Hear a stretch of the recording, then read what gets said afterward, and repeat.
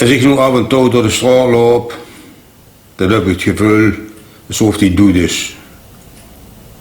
De tijd dat ik met mijn rolla en zijn duivelsbende door de straat chasen is voorbij.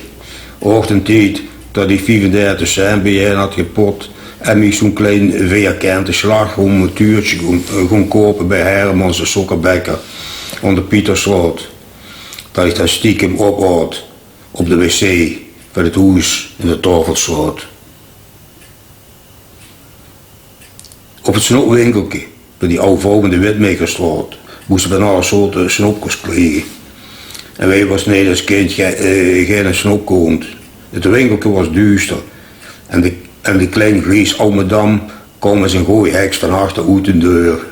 Ze verkocht van alles en daar stond de grote glazen potten op de toon met bunnetjes, spinnencup, schroepstijken, bakkersvol, kwestiestaven, en snipselpapier, kenenknabben en van de Belga kogen.